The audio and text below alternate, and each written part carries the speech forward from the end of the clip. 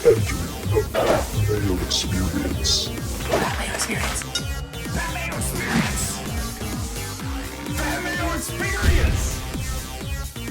Experience. Welcome to the Pat Mayo Experience presented by Underdog. 2 parts today. First, we're going through best ball strategy for the majors only drafts on Underdog, which starts at the Masters. It's a 4 tournament. There's only 4 majors. Even though the Players can call itself the 5th major, it's not included. It's 4 majors. It starts at the Masters. All the contests are up on Underdog right now. Second part is going to be the Houston Open preview and research and digging into the stats and course and what we expect to see in the tournament 2 before the Masters, because guys are still jockeying for position, especially those guys right around the top 50 in the world to get themselves into Augusta. So smash the like and sub to the channel while you are here. And my walkthrough today is always provided by fantasynational.com, fantasynational.com/Mayo to get yourself 20% off. But let's start with Underdog. The first thing you can do to make life easy on yourself for major season best ball draft is sign up for Underdog to play in the drafts. Do that using code Mayo. Get yourself up to $1,000 of a deposit bonus. Then you can draft all your teams with that deposit bonus. You lock up that money for the rest of the summer, hopefully, and you have a big score right after the Open Championship. And then use the rest of the money to do NFL drafts, college drafts, NFL draft fantasy props. I'm saying it right there. So let's get into it. I have a newsletter post and an article up on X right now, and I'll keep that updated the more information that we get about the players that are actually in the majors. And you'd be shocked, and this is the second year that I've been doing these drafts, that many people don't really look into this as much, and not every player you think is qualified for every major down the line. So there's a lot of guys that just haven't simply qualified for the PGA Championship yet because they pushed their date a little bit later on in the season than all of the other majors. I mean, yeah, if you're top 50 and before, but there's just so many open spots right now. So, for example, a player like Corey Connors, and I'm recording this before the conclusion of the Players' Championship, so I suppose if he wins the Players, then he would be into the PGA Championship. But he's probably going to be in either way. He's top 50 in the world. He's in the 3 other majors. He's like a 98% chance of playing in the PGA Championship unless something disastrous happens. So just know that when going through the sheet. But it's all about volume. Just like it was for the season-long drafts at the beginning of the season, you want to have as many bullets in the chamber as you can fire at every single event. Now, you might say, hey, there's really good players that only play in the PGA Championship, the US Open, and the Open Championship. They are not qualified for the Masters. Well, if you want to make them one of your late picks, sure. If you have the utmost confidence that those guys are going to perform in the other 3, but you still have to sneak yourself through to that. So the way that it's set up right now, if we jump over to Underdog, you can see that there are different contests available. The 2 that I'm going to be talking about today are this one, the Albatross, which is $10 entry. It's 150 max, $500,000 in prizes up for grabs. And then my contest, the Pat Mayo Open, only has around 800 entries in it total. It's $25 to play, and there's $20,000 in prizes. All of that is rake-free in the Pat Mayo contest, and it's only 10 max as well. So it's going to be pretty full by the time that you're watching this right now, but there's still time to go and draft, and that's what I'm going to walk you through. The only thing that changes really in terms of the strategy between the 2 contests, if we're looking at it, is the qualification. So in the big contest, the $10 Albatross, you get into a group of 6 in the first. So you draft against 6 other people. The top 2 from your pod after the Masters will advance to the PGA Championship.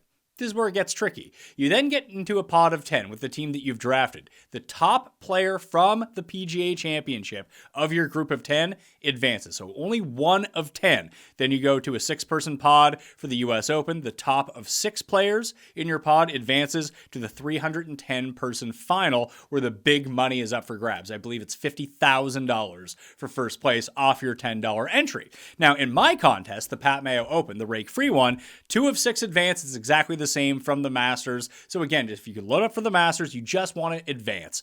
What you look like later on down the list, you can't really control that. What you can control right now are the guys that you select for Augusta and try to get as many guys from Augusta National into your lineup. Because they play well at the Masters, chances are they're going to qualify for the other majors too. So keep that in mind of the guys that only have like 2 major starts, but they're playing in the Masters and the PGA Championship, that if they play well enough that your team is doing well, they'll probably qualify for the US Open and the Open Championship and try to keep that rolling. So here's where it starts to differ. So 2 of 6 advance from the Masters to the PGA Championship. In mine, because I wanted to tweak the rules a little bit to allow more people to advance down the line, you get into a pot of 7 instead of to a pot of 10 for the PGA Championship, and the top 2 from your pot of 7 will advance to the US Open. Now at the US Open, you get resized to a pot of 4, where the top person of your 4-person group, the highest score from the US Open, will advance to the Open Championship, the finals, and 19 people will play for that final for the $3,000 top prize. Again, code Mayo at Underdog right now, get you a deposit bonus of up to $1,000. Draft with that deposit bonus money. Maybe you can win $3,000 in my contest. Maybe you can win $50,000 in the main contest, and you're going to be looking pretty good. These drafts are so much fun. I'll be doing some. I'll tweet out when I'm going to be doing them, and you can do them along with me. Come take all my money, because that's how it's going. But here's the big thing that I wanted to show to you right now. And again, this is going to be an article up on X. It's also in my newsletter. So Mayo Media on Substack. You can join it for free. It's down in the description. You'll have this sent to you. You can go find it in the archives right now. In fact, I might even link this particular post in the comment section. If you want to bookmark it, then I will have it updated once information changes. And the biggest movers are probably going to happen right before or after the Valero Texas Open. A few more guys getting in because of world ranking. If you win the Valero, you end up getting in. But that's pretty minuscule. We'll know basically what the field is after Houston. Then you can really start firing on some of these drafts. So if we go and take a look at it right now, let me move that over a little bit. Fix it on the screen for you good people right now. There we go. We have the players that are in all 4 majors. So we have Ludwig, Keegan, Burns, Cantlay, Wyndham Clark, Bryson, Fitz, who just broke up with his caddy, by the way. The caddy that he won the U.S. Open with, he is no longer on the bag. I have no idea who his new caddy, as of the time of this recording, who that is going to be. Harman, Henley, Horschel, Victor is in all of the majors. Have fun with that one. Maybe he'll have his game figured out by the time Augusta comes around. Brooks, Lowry, Bobby Mack, love him at the Masters. Hideki, Rory, Phil, Morikawa, Rahm, Rai, Xander, Scotty, Cam Smith, Jordan Spieth, Sahith Theegala, and Justin Thomas are all of the players currently qualified for all 4 of the majors. You're going to see in there, barring injury, regardless of their performance at any of these. So this is a hot take. Get as many of these guys onto your teams as possible. Now, Phil might be good, might be bad. The best chance he has at doing anything this year is at the Masters, because it's the course where he's won 3 times. And his game is starting to turn around a little bit on Live right now at the moment. He's not like a horrible pick, but that's where we're at in terms of the Masters guys. Now, as we go on, and you're going to find out that when you take a look at ADP, that these guys are going to be populating the first 6 rounds or so. If anyone starts falling down the list, you take them, because it's just as many opportunities. You play the volume as much as you can with these guys. Now, you're going to have to make a few picks off, not necessarily off the board, but going down the board a little bit. And that's where the 3 majors and 2 majors comes into effect. I'd probably stay away from anyone who's only qualified for 1 major, even if it is the Masters. Like, I don't think you need to be rolling out Angel Cabrera, who shockingly is out of prison and flying to America to play in the Masters this year. He said that's what he's doing. So he's going from Argentina to the Masters, straight from jail. He's going to be playing at Augusta. 3 major guys that we're looking at right now. Ben An, and I have the majors listed on the page. If you're listening to the audio version of this, I have in the newsletter what majors guys are qualified for. So at the moment, when we're taking a look at it, guys that are qualified for the Masters, but not the PGA Championship at the moment. You have Ben An, Jose Luis Ballester, who is an amateur. You probably don't want to play him. Bezadenhout, Akshay, Connors, Finau. All of those guys should be playing in all 4. The most, like I said with Corey Connors earlier, all those guys should get into the PGA Championship. Hatton is playing in the Masters, the PGA Championship, and the Open. He'll have to qualify for the U.S. Open, but still a pretty good pick, especially with the way that he's playing on Live right now. Similar to Hatton, but not the PGA Championship. More similar to those guys up top. Hoagie, Probably won't get into the PGA Championship at the rate he's going at right now. Sung Jae should. Dustin, we'll see. It doesn't seem like he's going to get in unless he has a really good Masters. Matt McCarty is playing in the first 3, which is really strange. He has a Masters, PGA Championship, and U.S. Open. He's not qualified for the Open, so he'd be a sneaky one to put on. Although he's a debutant at the Masters, you probably don't want him. Neiman is in the Masters and PGA and Open. He will have to qualify either through the LIV qualification, as he's the top guy who wouldn't previously be qualified, or goes through the qualification, like the longest day in golf, to get into the U.S. Open. But he's in 3 of them right now, and the first 2, which is key. Pavon and Pendrith are in 3. Rose is in the Masters, PGA, and the U.S. and the Open Championship.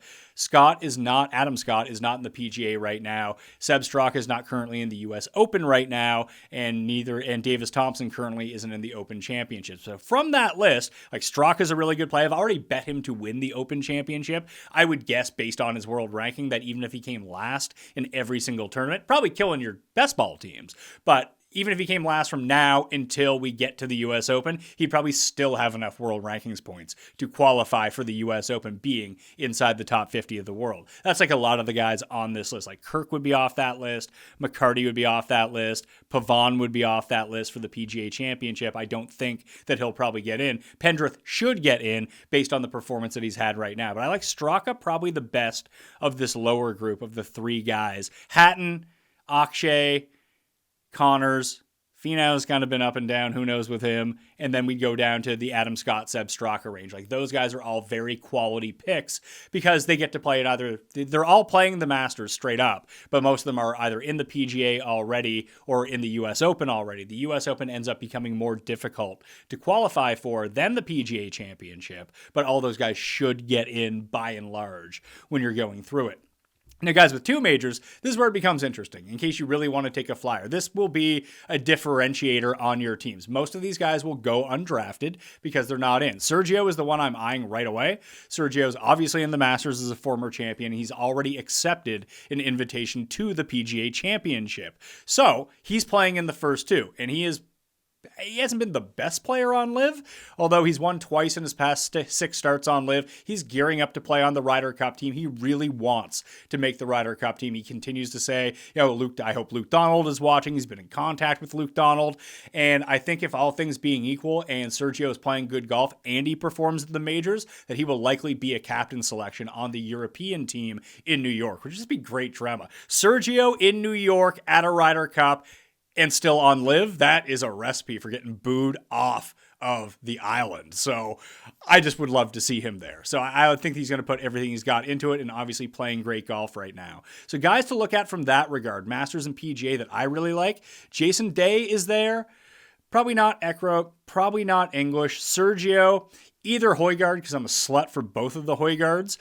Max Homa's only qualified in 2 of them. I'd probably stay far away from him at the moment. Mav McNeely is another one who's in the Masters and PGA, as is Patton Kizzire. JT Poston is another one, as is Nick Taylor. So if you think that Nick Taylor can make a leap, he ends up becoming a good pick. Of the guys I just mentioned, I think I like Mav McNeely the most of that ilk, because I think he'll end up being so high up in the world right now in all of the majors. And when people only see that he only has 2 major starts in him, they are the first 2, which is helpful. So you can qualify with a good finish. You'll get your qualification in anyway. That Mav McNeely ends up becoming a pretty good selection there. Don't forget, Nicolai Højgaard was very much at the top of the leaderboard at the Masters midway through round 3 a year ago. Had a very good run at Augusta.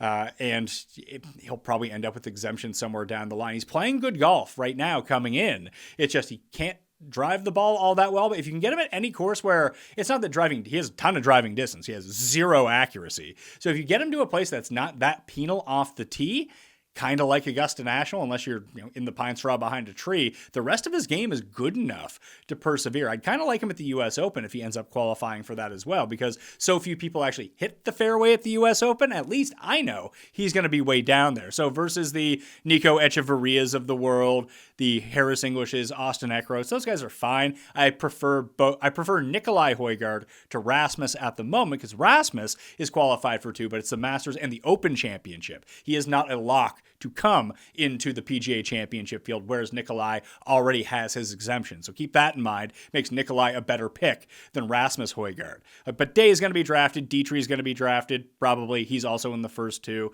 So that's really a lean you can take. I probably wouldn't draft anyone who's not in the Masters field. And just taking a look at it, like guys that are in two majors that aren't in the Masters right now are Richard Bland, John Daly, Patty Harrington, and Luke Clanton. And that's only if Luke Clanton stays with his amateur status. If he turns pro, he has his tour card solidified, he has to choose to turn pro. I don't know if he's done that as of this recording yet. If he does, he's out of the Open and the U.S. Open, so he'd have to go qualify on his own. But he's pretty close to the top 50 in the world, so he might be able to get in through that route. Kevin Yu is the other one, Masters and PGA Championship. He is playing in. Ditto for Johnny Vegas. I guess I'd prefer McNeely over Nick Taylor, just because Nick Taylor has been so bad in some of these elevated events versus stronger fields that kind of worry that he's not going to put up the best performance in these. But these are the sort of picks in round 7, 8, and 9.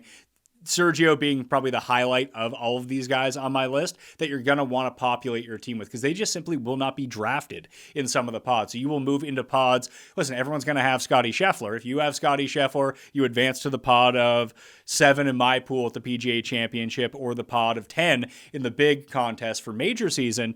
Well, everyone, like 9 out of 10 teams might have Scotty Scheffler on them if he wins the Masters. You know who they're not going to have? Sergio Garcia, Thomas Dietrich. These guys will be owned by maybe 1 or 2 of the teams in those. Because of the ADP right now, they're simply not being drafted. This is the key to these entire drafts. Can you find your last 3 picks? Everyone's going to have some combination of the guys that are playing in all 4 majors and those guys who are playing 3 that I mentioned that are almost assuredly going to be in the PGA Championship. It is this level of player that you have to have some faith in. It's like a lot of people who drafted Michael Kim in the season-long league. Like I wrote him up. I put him in my rankings. He was my favorite picks in pick 9 and 10. And there was him, and there was like 3 other people. Like Davis Riley didn't turn out to be a great selection. He kind of sucked. Michael Kim turned out to be great and is carrying teams through. He got you through leg 1. He's already doing well in leg 2.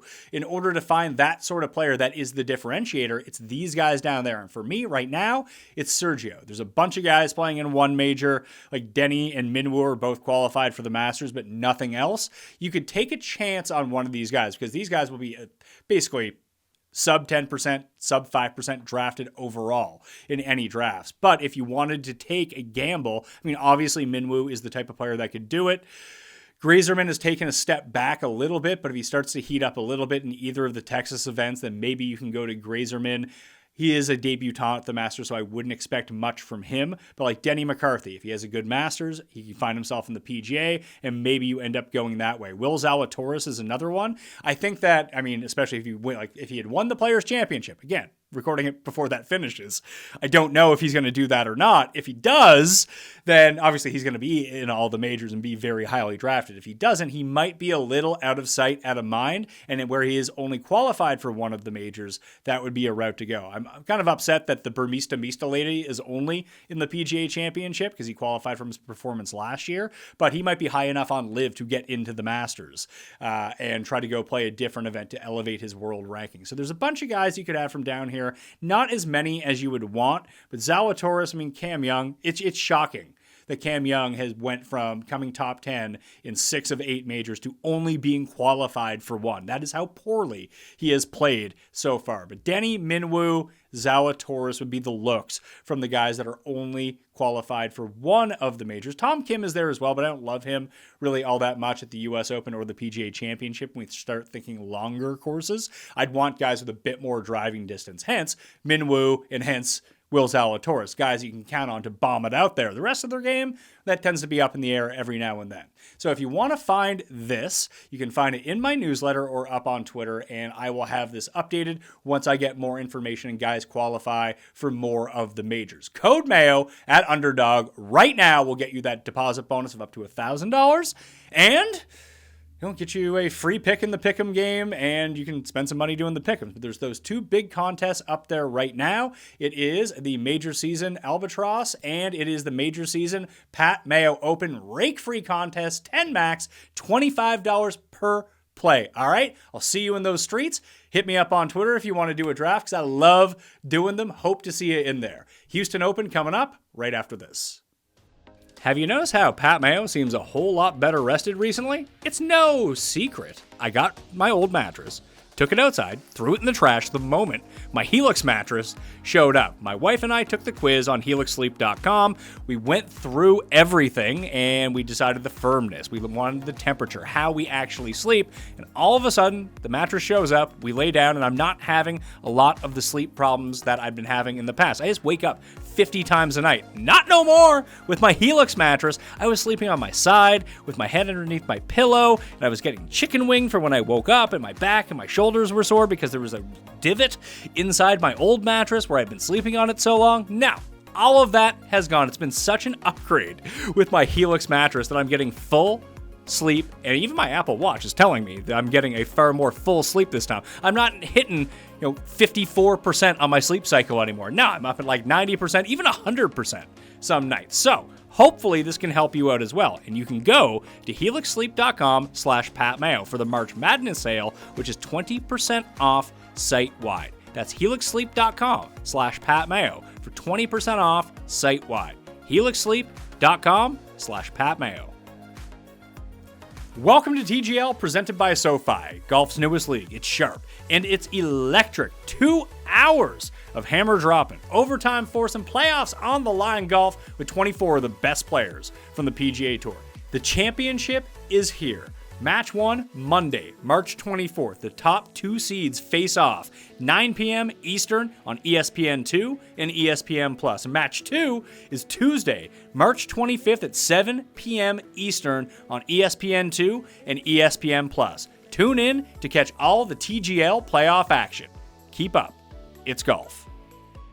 Let's talk about the Houston Open with Stephen Jaeger returning as the defending champion. In full disclosure, I am recording this before I leave on my golf trip to Pinehurst, so I'm actually playing Pinehurst number 2, I think, on the day that this is released. So pray for me that I don't absolutely smash all my clubs into the ground when the ball starts rolling back to my feet, or I chip it over the green. But hopefully I'm having good weather and a good time, and you're having some okay times at the Valspar right now, and trying to cash some Mondays, and we can get you going and figure out who to take at Houston Open. So here are the list of the qualifiers or guys who have committed to the field already. Scheffler is going to play in this field. He lost by a stroke to Jaeger a year ago. Memorial Park is one of my favorite unique courses on the PGA Tour. It's a public course. It's like $40 to play. They shut it down for this tournament, and it's a very difficult course. A lot of weird raised green, so a lot of like burning chipping, not a ton of like rough near, a lot of shaved off areas. You need to have a very good short game because the winners of this tournament have not been super duper low. Finau got to 16 under one year, but the winner was at 12 a year ago with a bunch of guys at 11 under. Wind can really affect this as well, so you want a very strong tee to green game. But Scheffler is the biggest commit to this. He's the number 1 player in the world. He's going to be the overwhelming favorite for this tournament. The other guys who have previously said that they are playing, Will Zalatoris has not said he was playing in it yet. He is likely to play. He tends to play the Texas tournaments, in particular this one. He is not fully confirmed yet, but I would wager that he would be in the field. The actual confirmed guys said they are playing. What do we got here? We got Stephen Jaeger, Scotty Scheffler, Gary Woodland, Wyndham Clark. Although he has a neck injury, he has committed to this field. We'll see if he stays in the field. Matthew Fitzpatrick, who broke with his caddy, is playing. This will be the first tournament for Fitz with a new caddy on the bag. Finau's playing, Nick Dunlap's playing, and Sungjae Im have all committed to playing in Houston so far this year. And some of like older dudes of like Willett's playing, Francesco Molinari's playing, ZJ is playing, Patty Harrington is going to be in the field. It's a really big field too. 156 players. As I mentioned before, guys on that bubble are likely to end up in the field. If you want to figure out how to do that, you can go over to fantasynational.com, fantasynational.com/Mayo, and you go over the scroll on the top. There's a tab called the Season-Long Planner, and this gets updated by our guy Jack Humphreys. You can go to Texas and go through the field. You can just see guys with green check marks next to their name. There's not a ton of them, but if they have a green check mark, that means that they have officially committed to playing in this field. You can see Wyndham Clark is right there. If we go down to the bottom, we got some more guys right here. Sungjae, Jaeger defending champ, Zach Johnson, they're all there right now. So just wanted to throw that out there for you guys if you're ever looking to research some tournaments in advance or plan out your season-long lineups. Or, I mean, it's great for Underdog best ball drafts, like the full season ones that are also restarting at the Masters, that you can kind of pick and choose and try to find the guys that have committed to some of these tournaments already. already to get that extra volume into your lineup. But even for a one and done planner, if you're like, well, I can't use this guy here because I'm saving him for there. Oh, he hasn't even committed to that tournament yet. Maybe he won't play. Maybe that will give you some pause. But that's what we're looking at for the field. On Fantasy National, when I pulled it up right now, I just put in all PGA Tour players.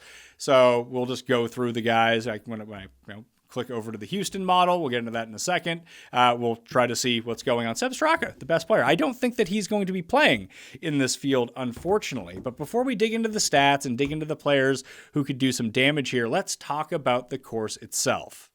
Memorial Park is the host setting, 7,435 yards, playing as a par 70. This is the second consecutive week. There have been 5 par 3s on a course, only 3 par 5s on this one coming through. It's Poa Trevalis Overseed, like we just saw at Valspar the week before. Only 19 bunkers on the course, only 4 holes with water in play. The average green size around average at 7,000 square feet. Last year in 2024, when Jaeger won, it was the first year that this tournament moved to the spot that it's currently in. It had previously been played during the swing season in November. Now it gets this late March, early April date.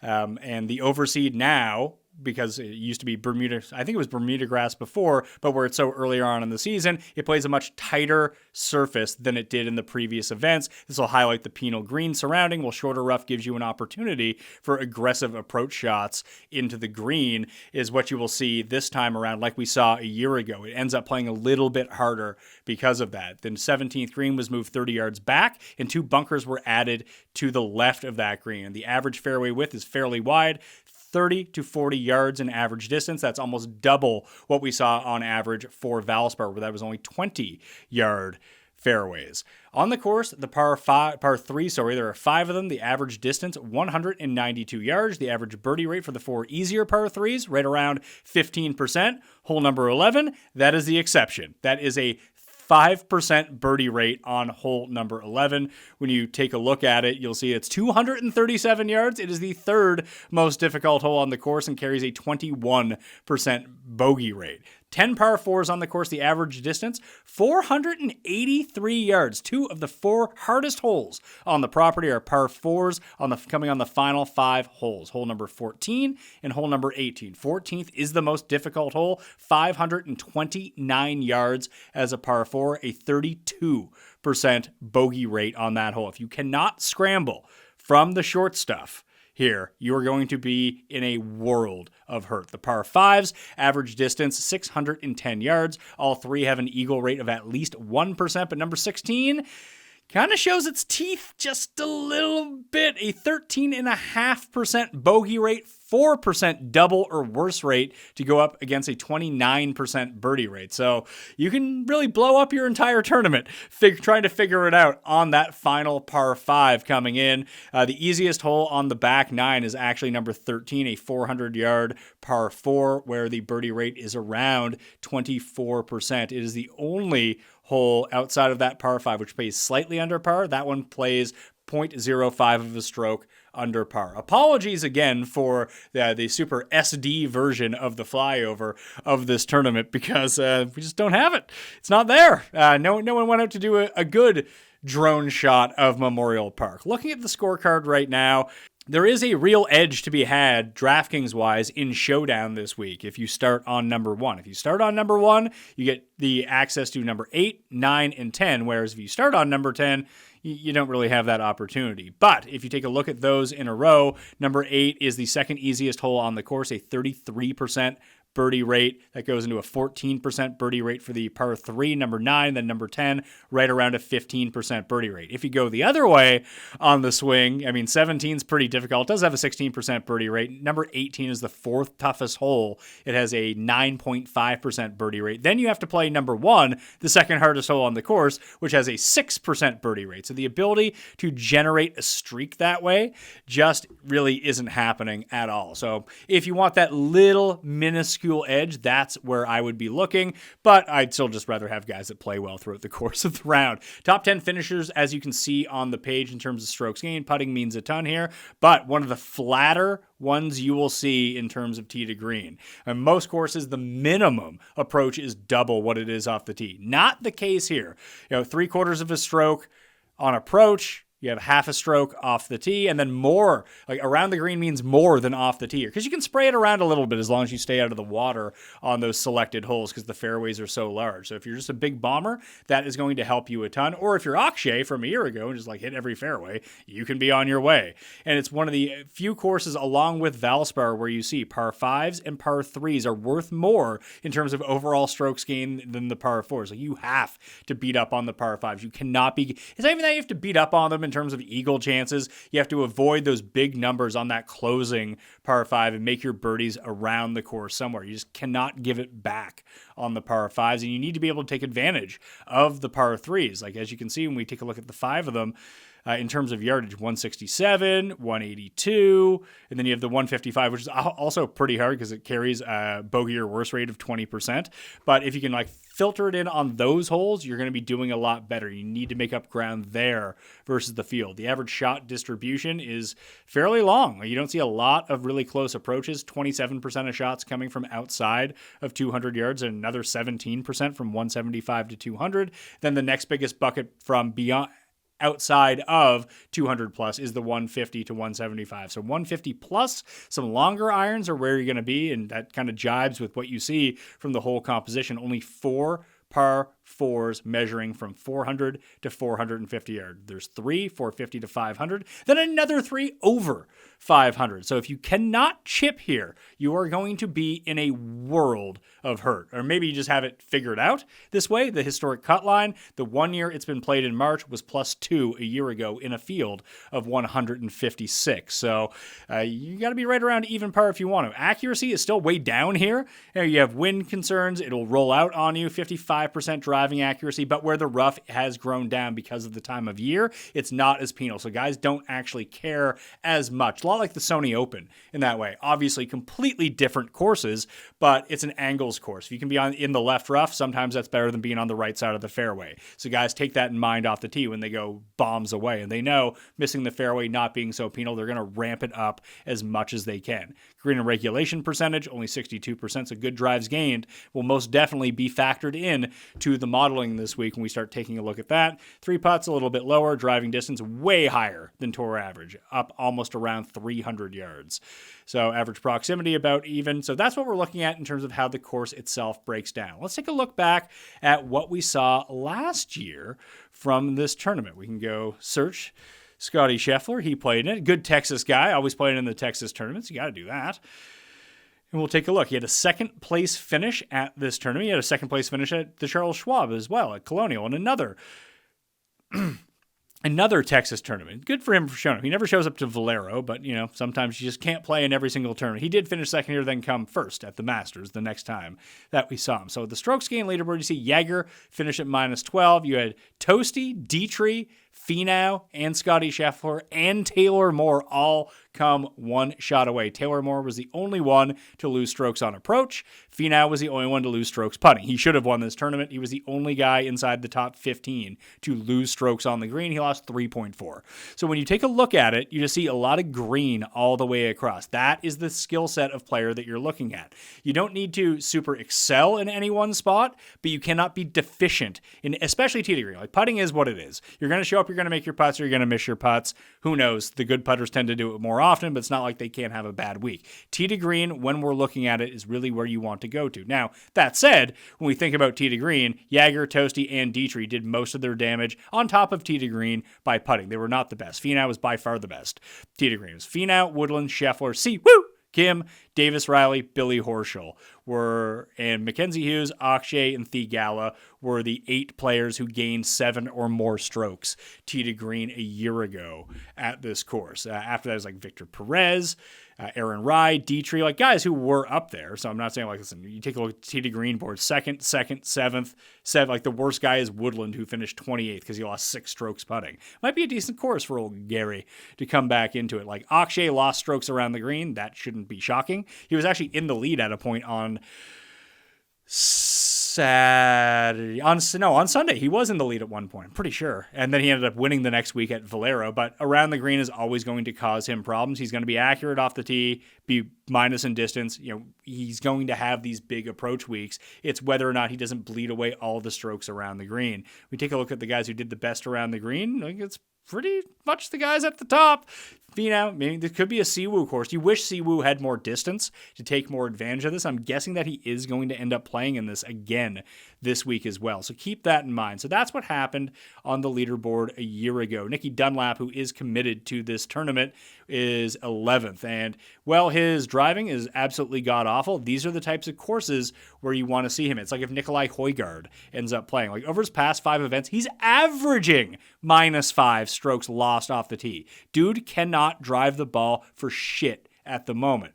But the irons are really good. The putting's been really good. Dude can chip. If this is a place where, as long as he doesn't hit into the woods, it's wide enough fairways, the places where he's done his best work. Like, he has 2 wins on tour. I mean, one of them is the Barracuda, so Stableford isn't in our system. But he won the Amex. You can spray it wherever you want as long as you're not in the water. Ditto for the Barracuda, that you can spray it wherever you want as long as you don't end up in the world's worst spot. It's kind of the case at this tournament as well. And you can see in Houston last year, he gained marginally off the tee. Now, if he loses 5 strokes off the tee, he has absolutely no chance to win. But it's a spot where driving can be evened out a little bit more. That's why you saw around the green mean more than driving when we looked at how this tournament ends up playing itself out. Because you grip it and rip it. You can't gain that much off the tee in Houston.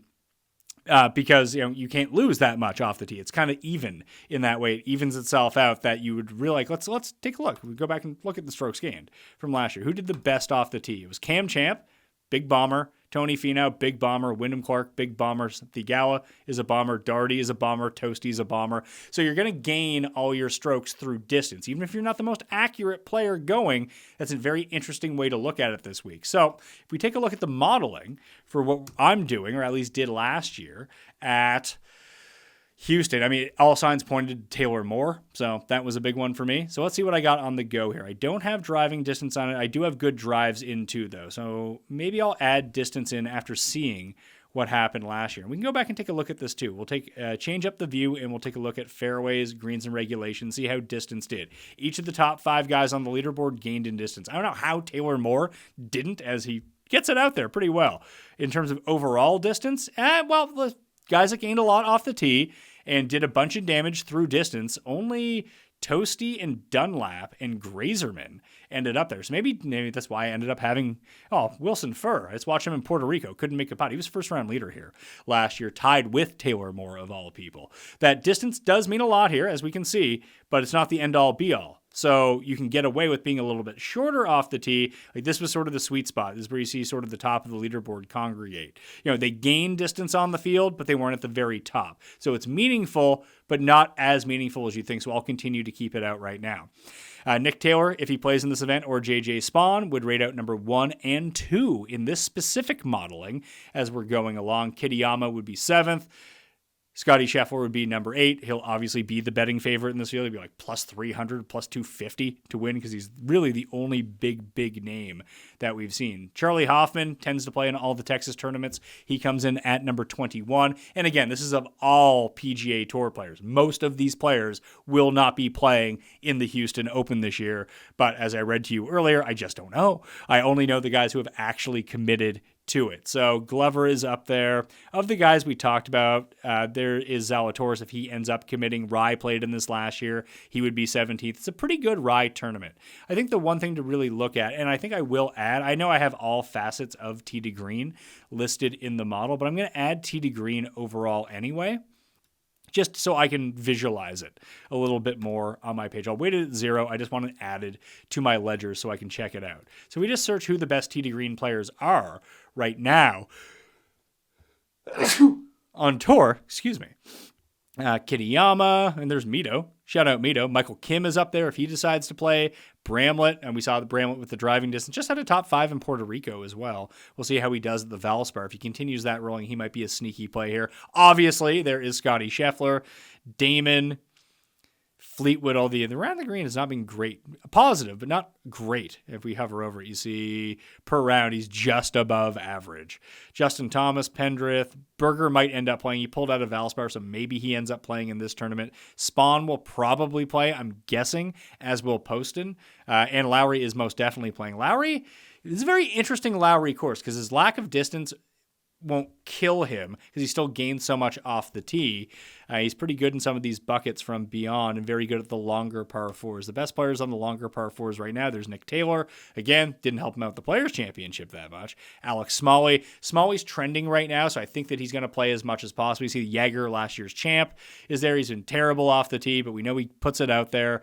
He's just all over the place. Having a good Players' Championship, that's all I really know. So I don't want to dig too much into it. Try to give you some names. Sam Stevens is another one that I would look at. Tends to play longer courses really well. I suppose that's one more thing. We'll get rid of Houston. We'll go to strokes gained in general.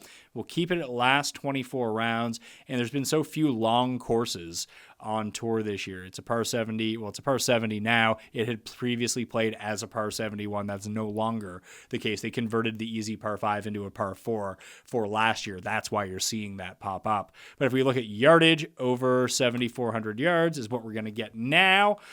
And we'll just find the players that do the best on those longer ones. And it's a 7,400-yard course that is a par 70, which is, I don't want to say unheard of, but it is incredibly long. So the best players on tour overall, just the best ranked players. Rory, there's Scotty.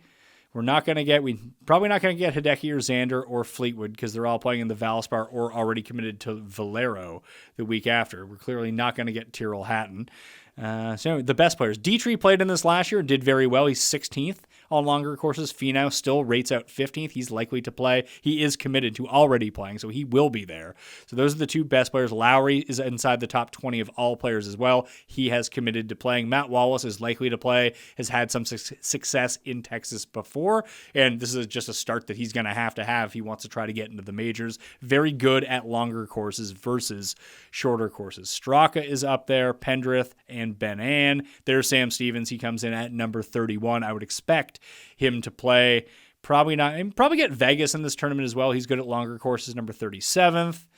Chuck Hoffman at number 43 over the past 24 rounds of those specific courses rates out pretty well too. My guy, Matty Schmidt, who made me look foolish at the Players' Championship, is inside the top 50 of all players on longer courses as well. So I hope this gives you a good initial start to the Houston Open. Tomorrow on the Pat Mayo Experience, we have the majors preview for the year. I won't be back until Tuesday. So Tuesday morning, Jeff and I will have the Houston Open picks and preview. And then Tambo and I will be live on Wednesday morning for the DraftKings picks. So we're still getting a ton of golf, full coverage of the Houston Open. I just wanted to make sure that you got your feet wet and look at the sort of players you should be targeting for when the odds come out. All right, smash the like, sub to the channel while you were here, and I will see you next time. Mayo experience! Experience!